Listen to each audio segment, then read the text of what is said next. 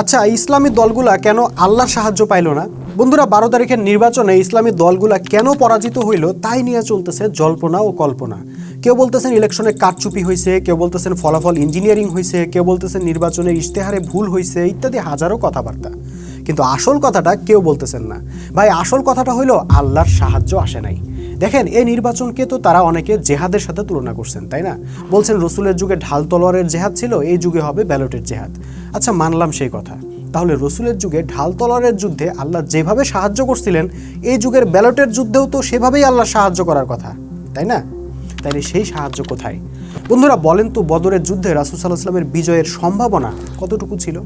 জাগতিক দৃষ্টি থেকে দেখলে বিজয়ের কোনো সম্ভাবনাই ছিল না। দেখেন, 1000 শত্রুর বিরুদ্ধে মাত্র 313 জন দাঁড়াইছিলেন, তাও আবার অনেকের ঢাল আছে তো তলোয়ার নাই, তলোয়ার আছে তো বর্ম নাই, এই ছিল অবস্থা। খেজুরের ডাল দেওয়া পর্যন্ত অনেককে যুদ্ধ করতে হয়েছে। এভাবে কোনো যুক্তিতেই বিজয় আসার কথা?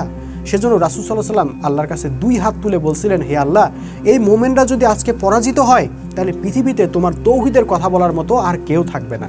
এই বলে তিনি পুরোপুরি আল্লাহর উপর ভরসা করে যুদ্ধ শুরু করছিলেন। এরপর কি ঘটল? আল্লাহ অসম্ভবকে সম্ভব করে দিলেন। আসমান থেকে ফেরেশতা পাঠাইলেন। এক কথায় সরাসরি হস্তক্ষেপ করে আল্লাহ মোমেনদেরকে বিজয় দান করলেন। আর এটাই আল্লাহর সুন্নাহ। তিনি মোমেনদেরকে এভাবেই বিজয় দিয়ে থাকেন। অথচ দেখেন, আমাদের ইসলামী দলগুলার তথাকথিত ভোটের জেহাদে কি ঘটলো? বিরাট সংখ্যক ভোট পেয়েও হারলো। আচ্ছা, যে আল্লাহ বদরের অসম্ভব বিজয়কে সম্ভব করে দিছিলেন, সে আল্লাহ কি চাইলে সামান্য হেল্প করে এদের বিজয়টা কনফার্ম করতে পারতেন না? এদের যদি কোনো কৌশলগত দুর্বলতা থাকে, ত্রুটি থাকে, সেটাকে কি ঢেকে দিতে পারতেন না?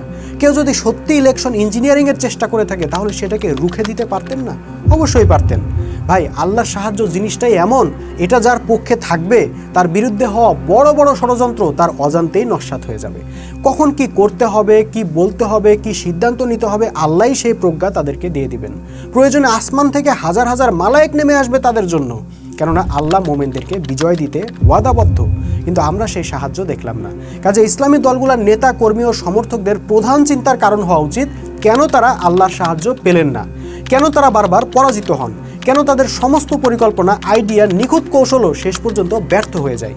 এই কেনর জবাবটা আমি এক লাইনে দিয়ে যাচ্ছি আজকের ভিডিওতে। আসলে ভাই, তারা আল্লাহর সাহায্য পাচ্ছেন না কারণ দিন প্রতিষ্ঠায় আল্লাহর দেওয়া কর্মসূচি ও প্রক্রিয়া তারা অনুসরণ করতেছেন না। রাসূল সাল্লাল্লাহু আলাইহি ওয়াসাল্লাম ও সাহাবীরা ঐক্য, শৃঙ্খলা, আনুগত্য, হিজরত ও জেহাদ, এই 5 দফা কর্মসূচি দিয়ে দিন প্রতিষ্ঠা করছিলেন। কিন্তু আপনারা সেই কর্মসূচি বাদ দিয়ে ব্রিটিশের তৈরি নোংরা রাজনীতির মাধ্যমে দিন কায়েমের রাস্তা বেছে নিয়েছেন। আপনারা মানবরচিত সিস্টেমে ঢুকে মানবরচিত সিস্টেমের সুযোগ সুবিধা নিয়ে মানবরচিত সিস্টেমকে বাতিল করে দেওয়ার কৌশল নিছেন, যা কখনোই হবার না। এই সিস্টেমের যারা রক্ষক, তারা কখনোই আপনাদেরকে সেটা করতে দিবে না। তারা ঠিকই জায়গা মতো আপনাদেরকে ধরা দিয়ে দিবে। হয়তো এখন আমার এই কথার কিছুটা সত্যতা আপনারা বুঝতে পারতেছেন, সামনে আরও ভালোভাবে বুঝবেন ইনশাআল্লাহ। সুতরাং ইসলাম প্রিয় ভাই বোনদেরকে বলতে চাই, ভাই, এই নোংরা রাজনীতি আজকেই ছেড়ে দেন।